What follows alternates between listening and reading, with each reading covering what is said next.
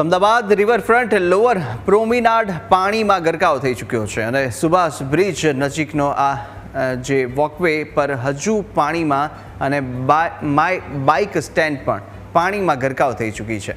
તો સાથે વોકવે આજે પણ પ્રવાસીઓ માટે બંધ રહેશે। વાસના બેરેજના 27 દરવાજા હાલ ખુલ્લા છે અને વાસના બેરેજમાંથી 73,321 ક્યુસેક પાણી છોડવામાં આવી રહ્યું છે। સંત સરોવરમાંથી 46,168 ક્યુસેક પાણી છોડાયું।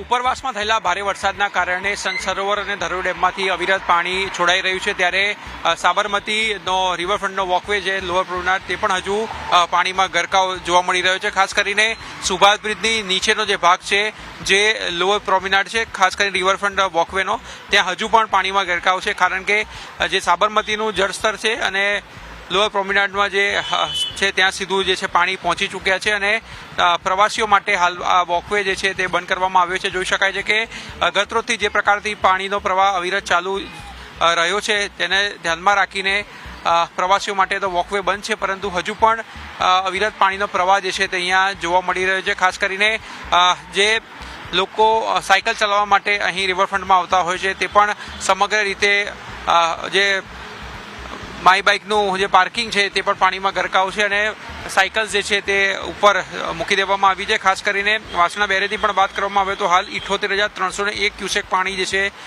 તે છોડવામાં આવી રહ્યું છે અને સંત સરોવરમાંથી 46,168 ક્યુસેક પાણી જે છે તે છોડાઈ રહ્યું છે। એટલે હજુ પણ મોટી સંખ્યામાં પાણી જે છે તે છોડાઈ રહ્યું છે અને રિવરફ્રન્ટ પર વોકવે પર પાણી ન ઉતરી જાય અને પાણીનું લેવલ ન જળવાઈ રહે ત્યાં સુધી જે છે તે પાણી જે છે તે ધરોઈ ડેમમાંથી અને વાસણા બેરેજમાંથી છોડાઈ રહ્યું છે, જેથી કરીને વોકવે જે છે તે સમગ્ર રીતે પાણીમાં ગરકાવ ન થઈ જાય અને જે નીચાણવાળા ગામો છે તેને પણ હાલ એલર્ટ કરાયા છે।